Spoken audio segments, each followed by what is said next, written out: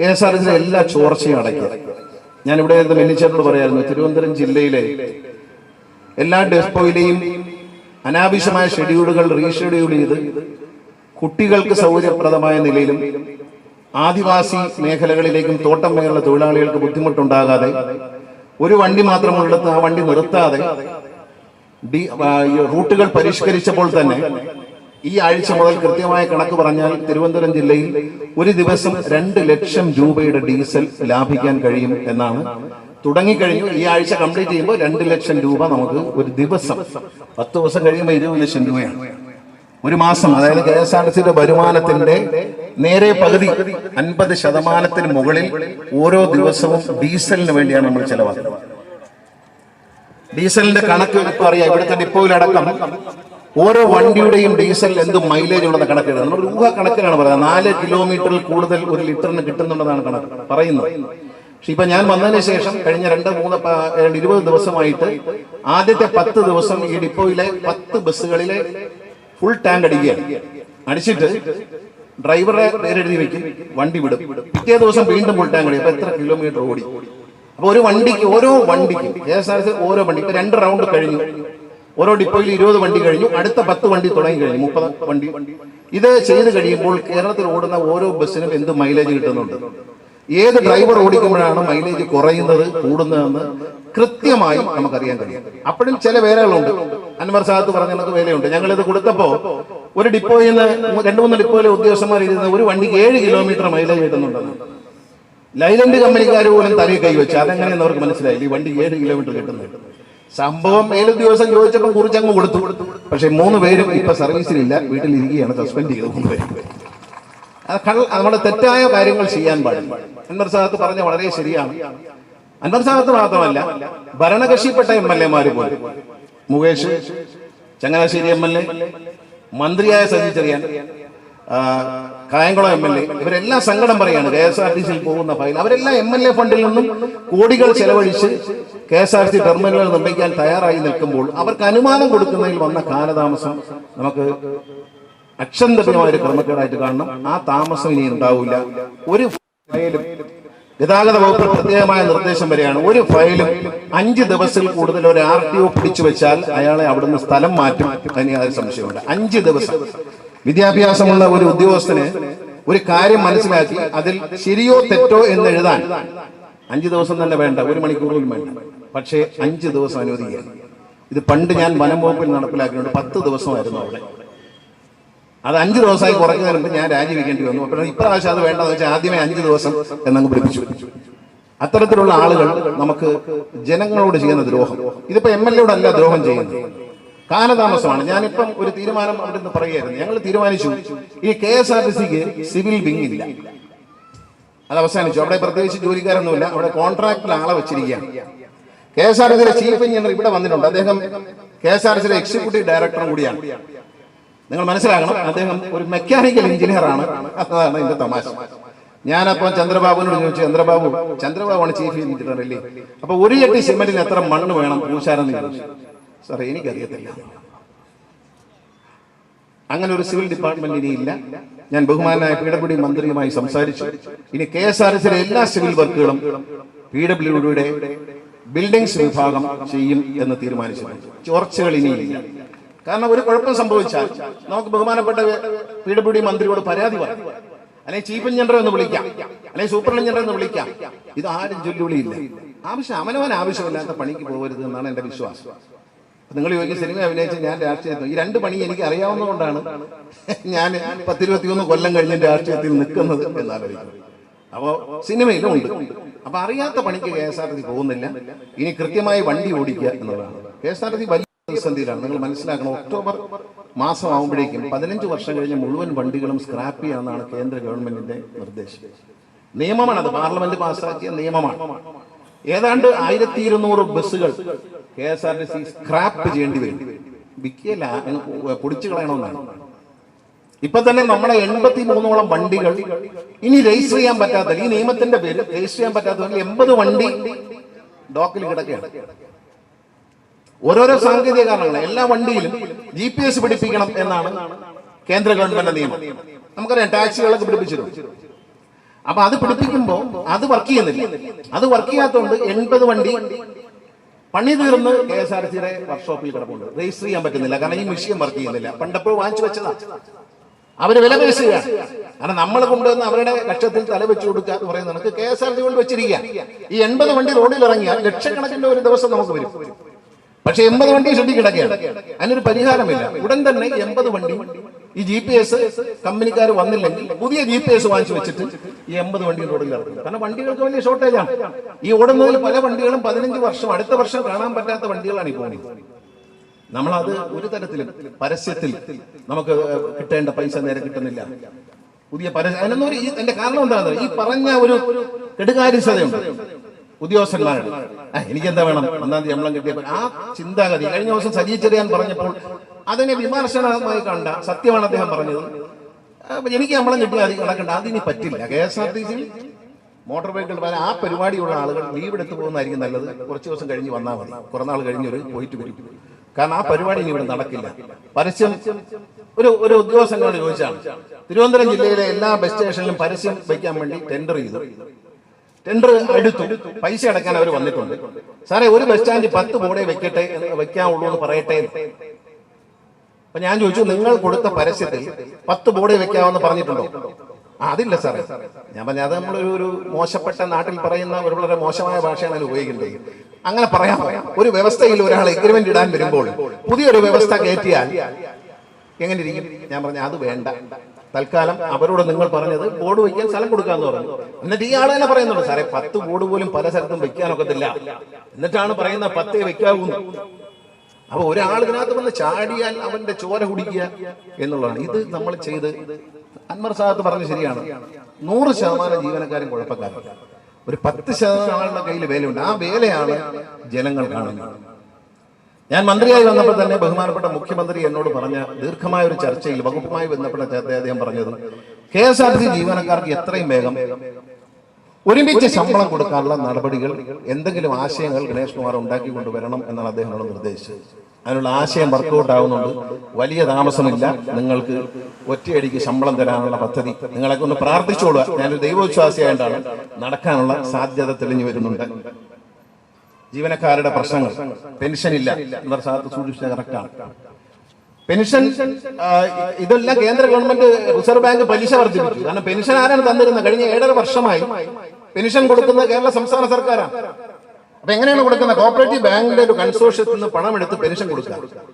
10 മാസം 12 മാസം ആകുമ്പോൾ അതിന്റെ പലിശ സഹിതം KSRTC ഗവൺമെന്റ് ഖജനാവിൽ നിന്ന് ഈ ബാങ്കിന് അടച്ചു കൊടുക്കുകയാണ് കഴിഞ്ഞ 7.5 വർഷമായി ഇടതുപക്ഷ ജനാധിപത്യത്തിനുള്ള സർക്കാർ.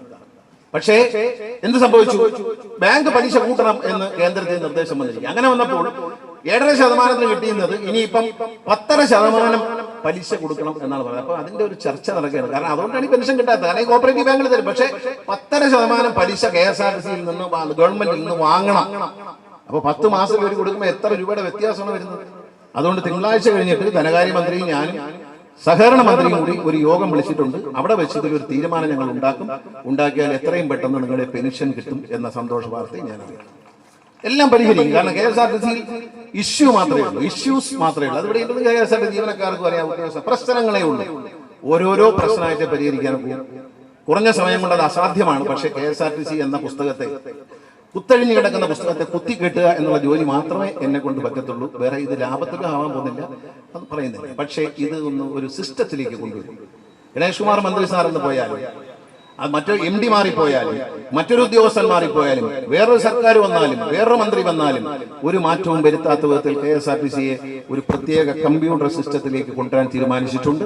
ബഹുമാനായ മുഖ്യമന്ത്രി എനിക്ക് അതിന് അനുവാദം തന്നിട്ടുണ്ട്. KSRTC ഇനി എല്ലാ ഓപ്പറേഷൻസും ഒരു വിരൽ തുമ്പിൽ വരും. വേർ ഈസ് മൈ ട്രെയിൻ എന്ന് ചോദിക്കുന്ന വേർ ഈസ് മൈ KSRTC അടക്കമുള്ള ആപ്പുകൾ പുറത്തു കൊടുത്തുണ്ടാക്കുകയല്ല, KSRTCക്ക് അകത്ത് തന്നെ ഉണ്ടാക്കുക. ജീവനക്കാർ മനസ്സിലാക്കണം, പുറത്തു കൊടുത്തുണ്ടാക്കിയാൽ ഈ ഒരു സോഫ്റ്റ്വെയറിന് ചിലപ്പോൾ 3 കോടി രൂപ ചെലവാകും. പക്ഷെ അകത്തുണ്ടാക്കുമ്പോൾ അതിന്റെ GST ലാഭിക്കാം. 18% GST ലാഭിച്ചാൽ എത്ര ലക്ഷം രൂപ ലാഭിച്ചെന്നാണ്. പുറത്തു കൊടുത്താൽ ഇതിന്റെ സോഴ്സ് കോഡ് വെച്ചിട്ട് ഈ കൊടുക്കുന്ന ആള് നമ്മളെ വില പേശും. 5 കൊല്ലം കഴിയുമ്പോൾ ഇതിനൊരു അപ്ഡേഷൻ വേണം. വിളിച്ച ആള് വരില്ല. വിളിച്ച ആൾ വരില്ല. ഈ GPS-ന്റെ കാര്യം ഇവിടെ ടാക്സി ഡ്രൈവർമാർക്ക് അറിയാം, വണ്ടിയിലെല്ലാം GPS വെച്ചിട്ടുണ്ട്. കേന്ദ്ര ഗവൺമെന്റ് നിർദ്ദേശിച്ച 10 കമ്പനികളിനെ വാങ്ങിക്കാൻ പറ്റുള്ളൂ. ആ 10 കമ്പനികളിൽ എത്ര കമ്പനി ഇന്ന് നിലവിലുണ്ടെന്ന് നിങ്ങൾ അന്വേഷിക്കണം. കേന്ദ്ര ഗവൺമെന്റ് അപ്രൂവൽ കൊടുത്ത 10 കമ്പനിയുടെ സാധനങ്ങളാണ് ഈ ടാക്സികളിൽ മുഴുവൻ വെച്ചിരിക്കുന്നത്. ടാക്സി ഡ്രൈവേഴ്സിന്റെ നിവേദനം എനിക്ക് കിട്ടിയപ്പോൾ ഞാൻ പരിശോധിച്ചപ്പോൾ ഇതിലൊരു 6-7 കമ്പനിയെ കാണാനേ ഇല്ല, ഭൂമുഖത്തില്ല ഈ 6-7 കമ്പനി. പക്ഷെ ഇത് സർവീസ് ചെയ്ത് കൊടുക്കുകയും ഇതിനെ ചാലുവാക്കി കൊടുക്കുകയും ചെയ്തില്ലെങ്കിൽ RTO അവരുടെ ടെസ്റ്റ് നടത്തത്തില്ല. അങ്ങനെ ഈ ടാക്സി ഡ്രൈവർമാർ മുഴുവൻ വെട്ടിൽ വീണിട്ടുണ്ട്. നിങ്ങൾ അന്വേഷിച്ച് നോക്കും, വീണ് കിടക്കുകയാണ്. ഇനി അത് പരിഹരിക്കണം. കാരണം അത് ഇല്ലെങ്കിൽ രജിസ്റ്റർ ചെയ്യാൻ പറ്റത്തില്ല നിയമത്തിൽ. ഈ സാധനം ഉണ്ടാക്കിയവരെയും കാണാനില്ല, സർവീസ് കൊടുക്കാന്ന് പറഞ്ഞവരെയും കാണുന്നില്ല. ഇതിനിടയിൽ ഇവിടെ ഏജന്റന്മാർ ഒന്നിച്ച് ഇത് ശരിയാക്കി തരാമെന്ന് പറഞ്ഞ് പൈസ അടിക്കുക. ഏജന്റന്മാരെല്ലാം ചൂടിച്ചാണ് RTO ഓഫീസിനകത്ത് ക്യാമറ വെച്ചിട്ടുണ്ട്. ഏതെങ്കിലും ഏജന്റ് ഉദ്യോഗസ്ഥന്റെ അടുത്ത് നിൽക്കുന്ന കണ്ടാൽ ഏജന്റിനെ ഒന്നും ചെയ്യത്തില്ല, ഉദ്യോഗസ്ഥനെ അപ്പൊ തന്നെ സസ്പെൻഡ് ചെയ്യാൻ നിർദ്ദേശം കൊടുത്തിട്ടുണ്ട്. ക്യാമറ അങ്ങ് തിരുവനന്തപുരത്ത് ഇരിപ്പുണ്ട്, ട്രാൻസ്പോർട്ട് കമ്മീഷണർ ഓഫീസ്. ഇവിടെ ഒരു വീഡിയോ കണ്ടു, മലപ്പുറത്തും കണ്ട ഒരു ഓഫീസിൽ ഓഫീസറുടെ മേശപ്പുറത്ത് ഒരാൾ ചാരി നിന്നുകൊണ്ട് ഫയലെടുത്ത് പരിശോധിക്കണം. ഇനി മേലിൽ ഒരു ഏജന്റും കൗണ്ടറിനകത്തേക്ക് കയറ്റാൻ പാടില്ല. കയറ്റിയാൽ വേറെ കുഴപ്പമൊന്നുമില്ല, ഏജന്റിനെ ഒന്നും ചെയ്യത്തില്ല, പക്ഷെ ഉദ്യോഗസ്ഥരെ ഞങ്ങൾ പുറത്താക്കും. മലപ്പുറത്ത് നടക്കുന്ന എന്താണ്, നമ്മളെ മാധ്യമങ്ങളൊക്കെ ശ്രദ്ധിക്കേണ്ട കാര്യമുണ്ട്. കോടിക്കണക്കിന് രൂപയാണ് അടയ്ക്കാത്ത നികുതി, ജനങ്ങൾ അടച്ച നികുതി മാറ്റിയിട്ട് നികുതി അടയ്ക്കാത്തവന് നികുതി അടച്ചു എന്ന് രസീത് എഴുതി കൊടുത്തുകൊണ്ട് സർക്കാരിന് കോടികൾ നഷ്ടപ്പെട്ടു. 4 ഉദ്യോഗസ്ഥന്മാരെ സസ്പെൻഡ് ചെയ്തു. ഒരു ഓഫീസ്, തിരൂർ ഓഫീസിൽ ഇരിക്കുന്ന മുഴുവൻ സ്റ്റാഫിനെയും അടിപടലെ മാറ്റി. ഇതൊരു പ്രധാന വാർത്തയാണ്, നിങ്ങളാരും അറിയുന്നില്ല. കോടിക്കണക്കിന് രൂപ സർക്കാരിന് കിട്ടേണ്ട പൈസ കിട്ടാതെ കിട്ടി എന്ന് രസീത് കൊടുത്തിരിക്കുകയാണ്. എന്തൊരു ചതിയാണ്. ഒരു രാജ്യത്തോട് ചെയ്യുന്ന ദുഷ്ടതരമല്ലേ ചെയ്യുന്നത്. ഏറ്റവും കൂടുതൽ വരുമാനം സംസ്ഥാന സർക്കാരിന് ഉണ്ടാക്കി കൊടുക്കുന്ന ഗതാഗത വകുപ്പാണ്. പിന്നെ നിങ്ങൾ കണ്ടു, ബഡ്ജറ്റിൽ ശ്രീ ബാലഗോപാൽ അവതരിപ്പിച്ച ബഡ്ജറ്റിൽ അദ്ദേഹം പറയുന്നത് ടൂറിസ്റ്റ് ബസ്സുകളുടെ ടാക്സ് കുറച്ചു കൊടുക്കുന്നു എന്ന് പറയുന്നു. ടൂറിസ്റ്റ് ബസ്സുകളെ പ്രോത്സാഹിപ്പിക്കാൻ മാത്രമല്ല, ടൂറിസത്തെ പ്രോത്സാഹിപ്പിക്കാൻ മാത്രമല്ല, സർക്കാരിന്റെ വരുമാനം വർദ്ധിക്കും എന്നാണ്. കാരണം നാഗാലാൻഡിൽ പോയിട്ടാണ് വണ്ടിയെല്ലാം രജിസ്റ്റർ ചെയ്തത്. നാഷണൽ പെർമിറ്റ് വണ്ടികളെല്ലാം ആലുവയിലുള്ള ആളുടെയും തിരുവനന്തപുരത്തുള്ള ആളിന്റെയും കൊട്ടാരക്കരയിലും പത്തനാപുരത്തുള്ള ആളുടെയും വണ്ടി നാഗാലാൻഡിലാണ് രജിസ്റ്റർ ചെയ്യുന്നത്. നാഗാലാൻഡിൽ അവരുടെ ബന്ധുക്കൾ പോലും ഇല്ല, പോയിട്ട് പോലും ഇല്ല. എന്താണെന്നില്ല, ടാക്സ് അടിക്കാൻ വേണ്ടിയിട്ടാണ്. പണ്ട് പോണ്ടിച്ചേരി കൊണ്ടുവന്ന് രജിസ്റ്റർ ചെയ്യുമെന്ന് പറയുന്നവരൊക്കെ നാഗാലാൻഡിൽ കൊണ്ടുപോയാണ്. കാരണം നമ്മുടെ ടാക്സ് 6 ലക്ഷം രൂപയായിരുന്നു ഒരു വർഷം ഒരു വണ്ടി. അത് വളരെ തമിഴ്നാടിനേക്കാൾ കർണാടകത്തെക്കാൾ കുറച്ചു വെച്ചിരിക്കുകയാണ് സർക്കാർ. കുറച്ചു. എന്തിനെന്നാൽ 32 വണ്ടി മാത്രമാണ് കേരളത്തിൽ ഇതുവരെ രജിസ്റ്റർ ചെയ്തിട്ടുള്ളത്, നാഷണൽ പെർമിറ്റ് വണ്ടി. പക്ഷേ ഇത് കുറച്ചത് കൊണ്ട് 100 കണക്കിന് വണ്ടികൾ, തമിഴ്നാട് വണ്ടികളും കർണാടക വണ്ടികളും വരെ ഇനി കേരളത്തിൽ രജിസ്റ്റർ ചെയ്യും എന്നാണ് ഞങ്ങൾ കണക്കാക്കുന്നത്. തീർച്ചയായിട്ടും വരുമാനത്തിൽ കോടികളുടെ വർധനവ് നമ്മൾ പ്രതീക്ഷിക്കുക. അതുകൊണ്ടാണ്, അല്ല ചുമ്മാ കുറച്ചതൊന്നും അല്ല. എന്താ ഇവർക്ക് കുറച്ചു കൊടുത്തത്? ഞാൻ ലോറിക്കാർക്ക് കൂടെ കുറയ്ക്കണമെന്ന് പറഞ്ഞാൽ അത് മന്ത്രി വിട്ടുപോയി. ലോറിയുടെ ടാക്സും കുറയ്ക്കണം. കാരണം ലോറിയും നാഗാലാൻഡിൽ പോവുകയാണ്. നാഷണൽ പെർമിറ്റ് ലോറിയെല്ലാം നാഗാലാൻഡിലും മറ്റ് സംസ്ഥാനങ്ങളിലും ഹിമാചൽ, നാഗാലാൻഡ് ഉള്ള സ്ഥലങ്ങളിലേക്ക് പോവുകയാണ്. നമ്മൾ ഇവിടെ തന്നെ രജിസ്റ്റർ ചെയ്യണം, നികുതി നമുക്ക് കിട്ടണം എന്ന നിലയിൽ നമ്മൾ അത് ശ്രദ്ധിക്കണം. അതൊക്കെ ഇതിന്റെ ഒരു, കാരണം സർക്കാരിന് കിട്ടുന്ന. അതുപോലെ തന്നെ പ്രൈവറ്റ് ബസ്, KSRTC മാത്രം മന്ത്രിയല്ല ട്രാൻസ്പോർട്ട് മന്ത്രി, പ്രൈവറ്റ് ബസ്സുകളിലെയും മന്ത്രിയാണ്. കേരളത്തിൽ കൂടുതൽ പ്രൈവറ്റ് ബസ്സുകൾ വേണം. 2001 ഞാൻ മന്ത്രിയായിരിക്കുമ്പോൾ കേരളത്തിൽ 32,000 പ്രൈവറ്റ് ബസ് ഉണ്ടായിരുന്നു. 2001, 2002 കാലഘട്ടത്തിൽ. 2006 ആവുമ്പോഴേക്കും ഇത് 38,000 40,000 അടുത്തേക്ക് വന്നു പ്രൈവറ്റ് ബസ്സുകളുടെ എണ്ണം. ഇന്ന് അത് 7,000 താഴെയാണ് എന്ന് നിങ്ങൾ മനസ്സിലാക്കണം. എവിടെ വന്നു നോക്കണം, എത്ര പേർക്ക് തൊഴിൽ പോയി, എത്ര ലിറ്റർ ഡീസൽ അടിക്കുന്നത് നമ്മുടെ അതിന്റെ നികുതി നമ്മുടെ സംസ്ഥാനത്ത് നഷ്ടപ്പെട്ടു, എത്ര റോഡ് ടാക്സ് നമുക്ക് നഷ്ടപ്പെട്ടു. ഇതൊക്കെ നമ്മൾ ചിന്തിക്കണം. അതെല്ലാം നഷ്ടപ്പെട്ടു നമുക്ക്. എന്തുകൊണ്ട് വന്നു? 2 കാരണങ്ങളേ ഉള്ളൂ. പ്രൈവറ്റ് ബസ്സുകാരും തമ്മിലുള്ള മത്സരം. പ്രൈവറ്റ് ബസ്സുകാരുടെ തലയ്ക്കൽ KSRTC ഓടി, മത്സരിച്ചോടി. KSRTCയും തുലഞ്ഞു, പ്രൈവറ്റ് ബസ്സും തുലഞ്ഞു. രണ്ടും തുലഞ്ഞില്ലേ? സത്യമല്ലേ പറഞ്ഞ? ഞാൻ പറയുന്നത് കറക്റ്റ് അല്ലേ? നിങ്ങൾ ചിന്തിച്ചു നോക്കൂ. മുമ്പിലും പുറകിലുമായിട്ട് ഒരു പ്രൈവറ്റ് വാഹനം പുറകെ പോകുന്നു, KSRTC മുമ്പിൽ കയറുന്നു, പുറകെ കയറുന്നു. ഈ മത്സരങ്ങൾ ഒരു വാശിയോടെ മത്സരിച്ച് എല്ലാവരും തോറ്റു. ആ യുദ്ധത്തിൽ, ആ പരീക്ഷയിൽ എല്ലാവരും തോറ്റു. ഈ വാശിയുള്ള മത്സരം. ഒരു വശം KSRTC ദീർഘദൂര സർവീസുകൾ അടക്കം നാഷണലൈസ് റൂട്ടുകളിൽ KSRTCയുടെ CAT യൂണിയൻ അനേക വർഷം കേസ് കൊടുത്തിട്ടാണ് കോട്ടയം കുമളി റൂട്ട് നമുക്ക് കിട്ടിയത്. ഇപ്പൊ ട്രാൻസ്പോർട്ടിന്റെ പൊതുഗതാഗതത്തോട് താല്പര്യമുള്ളവർ ഇവരെല്ലാവരും കൂടി ഇരുന്ന് ചർച്ച ചെയ്തിട്ട് ഇത് ഫൈനലൈസ് ചെയ്യും. പക്ഷെ ഫൈനലൈസ് ചെയ്യുമ്പോൾ ഈ ഉടമസ്ഥനായി എടുക്കുന്ന ആളിന് ദാരിദ്ര്യം വരെയുണ്ട്. 25 ലക്ഷം രൂപ ലോൺ കിട്ടുന്ന ഒരു ചെറുപ്പക്കാരന് സ്വന്തമായി ഒരു ബസ് സർവീസ് തുടങ്ങാൻ കഴിയും. അവിടെ 3 ബസ്സേ പാടുള്ളൂ എന്ന് കമ്മിറ്റി തീരുമാനിച്ച് നോട്ടിഫിക്കേഷനിൽ അങ്ങനെ വന്നു കഴിഞ്ഞാൽ, ഗസറ്റ് പബ്ലിഷ് ചെയ്യും. ഇത് വന്നു കഴിഞ്ഞാൽ അത് 4ാമതൊരു ബസ് അവിടെ പ്രവേശിക്കാൻ പറ്റത്തില്ല. അപ്പം ഇവന്റെ ബിസിനസ് തകരൂല. ഒരു വണ്ടി എടുക്കുന്ന ഒരു ചെറുപ്പക്കാരൻ 25 ലക്ഷം രൂപ കൊടുത്ത് ഒരു 24 ലക്ഷം രൂപ 23 ലക്ഷം രൂപ ഒരു ചെറിയ വണ്ടി വാങ്ങി, വലിയ വണ്ടിയല്ല ചെറിയ വണ്ടി വാങ്ങി സ്വന്തമായി ഓടിച്ച് ഭാര്യയെ കണ്ടക്ടറാക്കിയോ സുഹൃത്തിനെ കണ്ടക്ടറാക്കിയോ അല്ലെങ്കിൽ കണ്ടക്ടറെയും ഡ്രൈവറെയും ജോലി ഒരുമിച്ച് ചെയ്തുകൊണ്ട് ഓടിച്ചാൽ ഏറ്റവും നല്ല ഒരു നിക്ഷേപമായി മാറും. അതിലൂടെ സർക്കാരിന് നികുതി വരും, തൊഴിലവസരം വരും, സർക്കാരിന് ഡീസൽ ഒരു 50 ലിറ്ററെങ്കിലും ഒരു ദിവസം അടിക്കും, ഡീസലിന്റെ ടാക്സ്. അതുകൊണ്ട് കേരളത്തിൽ മുഴുവൻ മുക്കിൽ മൂലയിലും പ്രത്യേകിച്ച് കിഴക്കൻ മലയോര മേഖലകളിൽ ഇടുക്കി ജില്ലയില് അതുപോലെ കണ്ണൂര് പ്രൈവറ്റ് ബസ്സുകളാണ്. പിന്നെ വയനാട് ഈ പ്രദേശങ്ങളിലൊക്കെ ഈ ബുദ്ധിമുട്ടുണ്ട്. എറണാകുളം ജില്ലയിൽ പോലും ഉണ്ട് ഈ ബുദ്ധിമുട്ട്. അത് പരിഹരിക്കാൻ വളരെ ജനകീയമായി തന്നെ ഒരു ഗ്രാമസഭകൾ പോലെ കൂടി തീരുമാനമെടുത്തുകൊണ്ട് ഈ എടുക്കുന്ന ആളിന് നഷ്ടവും വരരുത്, എന്നാൽ ജനങ്ങൾക്ക് ഉപകാരപ്രദമാവുകയും ചെയ്യണം. അല്ലാതെ നഷ്ടത്തിലോടുന്നൊരു വഴി കാണിച്ചു കൊടുത്തേച്ച് നീ ഓടിച്ചോളാൻ പറഞ്ഞാൽ അവരെടുക്കൂല, വേണമെങ്കിൽ എടുത്താൽ മതി. പക്ഷെ തോന്നുന്നിടത്ത് വന്ന് പ്രൈവറ്റ് ബസ്സുകാർക്ക് ഇനി പ്രൈവറ്റ് ബസ്സിന് അപേക്ഷിക്കാൻ പറ്റൂല എന്ന നിലവിൽ ഒരാളെ തലക്കിലോട് അതൊക്കെ അങ്ങ് നിൽക്കും, മത്സരം ഒഴിവാകും. പക്ഷേ വരുമാനവും യാത്രയുടെ സമയവും നിശ്ചയിക്കും, അവർക്ക് യാത്രാ സമയം നിശ്ചയിക്കും, എണ്ണവും നിശ്ചയിക്കും. ഈ റൂട്ടിൽ ആ പർട്ടിക്കുലർ റൂട്ട് വിൽപ്പനയ്ക്ക് വയ്ക്കും. സർക്കാരിന് വീണ്ടും ഖജനാവിൽ പൈസ വരെയാണ്. വിൽപ്പനയ്ക്ക് വെക്കുമ്പോൾ അവിടെ രണ്ടുപേരും ഒരേ റൂട്ടിന് അപേക്ഷിച്ചാൽ ലേലം വരും. അതിലൂടെ സർക്കാരിന് വരുമാനം കിട്ടും. ഈ റൂട്ടുകളെല്ലാം കൊടുക്കുമ്പോൾ നികുതി, ഡീസലിന്റെ പൈസ, തൊഴിലവസരങ്ങൾ, ജനങ്ങൾക്ക് ഗ്രാമപ്രദേശങ്ങളിലും ഉൾപ്രദേശങ്ങളിലും വണ്ടി. ഇതാണ് ഈ റൂട്ട് നോട്ടിഫിക്കേഷൻ എന്ന് പറയുന്ന റൂട്ട് ഫോർമേഷൻ എന്ന് പറയുന്നത്. റൂട്ട് ഫോർമുലേറ്റ് ചെയ്യണം. അതിനുള്ള ആദ്യഘട്ട ഒരുക്കം മോട്ടോർ വെഹിക്കിൾ ഡിപ്പാർട്ട്മെന്റിൽ നിന്നുള്ള മുഴുവൻ ജില്ലകളിലെയും പരിശോധിച്ച റൂട്ട് എഴുതി തന്നിട്ടുണ്ട്. ഇനി അത് ജനകീയ സദസ്സുകളിലേക്ക് വയ്ക്കും. MLA-മാരുടെ നേതൃത്വത്തിൽ പഞ്ചായത്ത് മെമ്പർമാരുമായിട്ടും പൊതുപ്രവർത്തകരുമായിട്ടും എല്ലാം ചർച്ച ചെയ്തുകൊണ്ട് ഇത് ഫൈനലൈസ് ചെയ്ത് സർക്കാർ ഉത്തരവ് ഇറങ്ങി കഴിയുമ്പോൾ അത് മാത്രം ആ റൂട്ടിൽ മാത്രമേ അപ്ലൈ ചെയ്യാൻ പറ്റും. അപ്പൊ എല്ലാ വഴികളും ഏതാണ് ഞാനതിൽ 10,000 റൂട്ട് കണ്ടെത്തുന്നതിൽ 1000 റൂട്ട് പോകും എന്ന് ഞാൻ പറയുന്നില്ല. ആദ്യഘട്ടത്തിൽ 40% പോകും. 40% എടുക്കാൻ ആള് വരും, ബാക്കി 60% ഇത് ലാഭമാണെന്ന് കാണുമ്പോൾ താനേ വരും.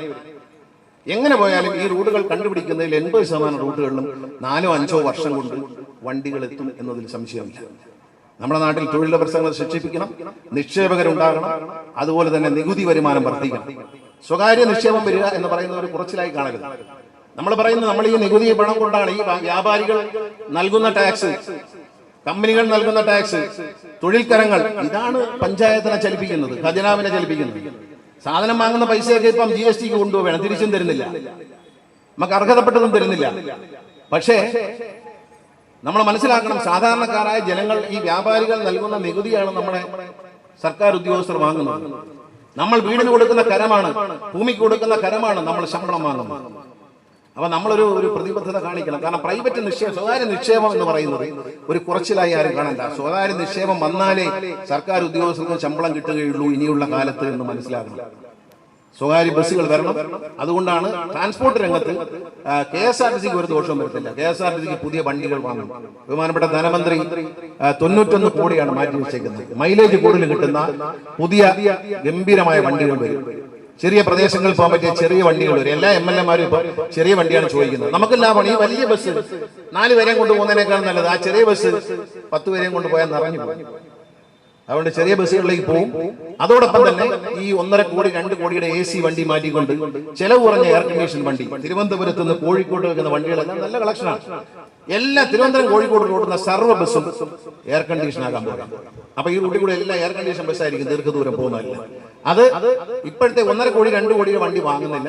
അതിനേക്കാൾ കമ്പനികളോട് ഇപ്പോൾ നമ്മൾ ട്രയൽ ചോദിച്ചാണ്. എല്ലാ കമ്പനികളും ട്രയൽ കൊണ്ടുവരും.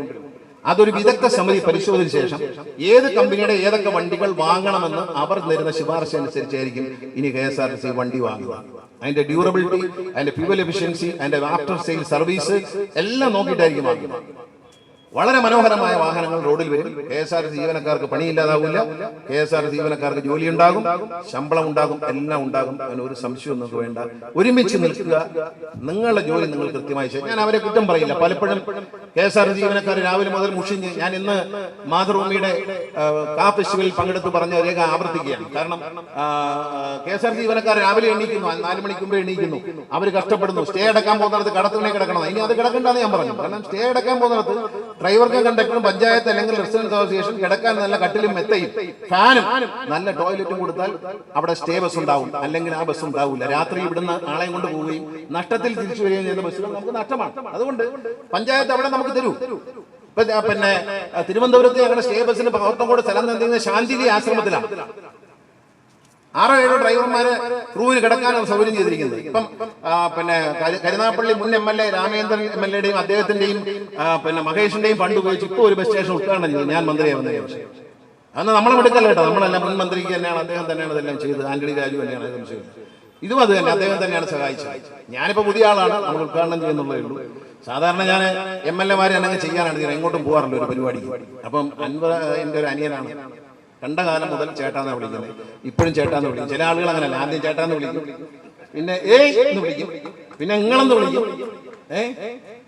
അങ്ങനെയുള്ള ആളുകൾ അൻവറിന്റെ സുഹൃത്തുക്കളുണ്ട്. അൻവറിന്റെ പ്രസംഗത്തിന് ആളുടെ പേര് പറഞ്ഞു, എടാന്ന് വിളിക്കാതിരുന്നാൽ ഭാഗ്യം. ആദ്യം ചേട്ടാന്നാ വിളിച്ചോണ്ടിരുന്നത്, പിന്നെ നിങ്ങൾ എന്നായി, പിന്നെ എന്താണ് എന്നൊക്കെ ആയി, എന്നൊക്കെ ആയി. ഇനി അടുത്ത എടാന്ന് വിളിക്കാതിരുന്ന ഭാഗ്യം എന്ന ദിവസം ഞാൻ അയാളോട് തന്നെ പറഞ്ഞു. ആ ആളിനെ കുറിച്ച് അൻവറിന്റെ പ്രസംഗത്തിലുള്ളതുണ്ടായിരുന്നു, ആളാരാ ഞാൻ പറയുന്നത്. പക്ഷെ അൻവർ അങ്ങനെയല്ല, ചേട്ടാന്ന് വിളിച്ച ആളെ ചേട്ടാന്ന് വരെ മരണം വരെ വിളിക്കണമെന്നാണ് ഞാൻ വിശ്വസിക്കുന്നത്. ഞാൻ പലരും പറയാറുണ്ട്, എന്നെ സാറേ എന്നൊക്കെ വിളിച്ചു, ഞാൻ എന്നെ ചേട്ടാന്ന് വിളിച്ചോ, ഞാനൊരു സാധാരണക്കാരനാണ് എന്ന് ചിന്തിക്കുന്നതാണ്. അപ്പൊ അതുകൊണ്ട് അൻവറിനോട് എനിക്ക് പ്രത്യേകമായ സ്നേഹമുണ്ട്. എന്നല്ല എല്ലാ ചെറുപ്പക്കാരും, ഒരു ജനപ്രതിനിധി, അത് പഞ്ചായത്ത് മെമ്പറാണെങ്കിൽ പോലും, പ്രസിഡന്റ്, പഞ്ചായത്ത് പ്രസിഡന്റ് ആണെങ്കിലും എല്ലാവരും ജനങ്ങളുടെ പ്രതിനിധികളാണ്. അവർക്കൊരു ബഹുമാനം നൽകേണ്ടത് തന്നെയാണ്. അവരെ ജനങ്ങൾ തിരഞ്ഞെടുത്തവരാണ് എന്ന് വിശ്വസിക്കുന്ന ആളാണ്. അതുകൊണ്ട് എല്ലാ MLA-മാരുടെയും ഇത്തരം പരാതികളെല്ലാം ഞാൻ പരിഹരിച്ച് മുന്നോട്ട് പോകും. ഇപ്പോ ഒരു പഞ്ചായത്ത് പ്രസിഡന്റ് എന്നെ കണ്ടു, പറവൂര് ഭാഗത്തുള്ള സെക്രട്ടറിയാണ്. ആ പ്രസിഡന്റ്, ജില്ലാ പ്രസിഡന്റ്, പഞ്ചായത്ത് മെമ്പറും കൂടി എന്നെ കണ്ടിരുന്നു. അവർക്ക് ഒരു 2.5 സെന്റ് സ്ഥലം ഒരു ചേന്നമല ഒരു KSRTC സ്ഥലത്ത് പിന്നെ ഒരു വിശ്രമ കേന്ദ്രം ജില്ലാ പഞ്ചായത്തിൽ നിർമ്മിക്കാൻ വേണ്ടി അനുവാദം വേണമെന്ന് പറഞ്ഞാൽ അവർ വന്നത്. അവർ വന്നപ്പോൾ ഉദ്യോഗസ്ഥന്മാർ എൻ്റെ അടുത്ത് ഉണ്ടായിരുന്നില്ല, തിങ്കളാഴ്ച ആവട്ടെ എന്ന് പറഞ്ഞു. അത് കഴിഞ്ഞപ്പോൾ എക്സിക്യൂട്ടീവ് ഡയറക്ടർ എൻ്റെ അടുത്ത് വന്നു. അപ്പോൾ തന്നെ ഞാൻ അദ്ദേഹത്തിന് കൊടുത്തു, തിങ്കളാഴ്ച തന്നെ ചെന്നിട്ട് അനുവാദം കൊടുത്ത് അവരെ വാടക നിശ്ചയിച്ച് എഗ്രിമെന്റ് വയ്ക്കാൻ നിർദ്ദേശം കൊടുത്തിട്ടുണ്ട്. അതൊന്നും താമസം പാടില്ല. അവർ 30 തീയതി കഴിയുമ്പോൾ മാർച്ച് 31 ഈ പൈസ ലാപ്സായി പോകും.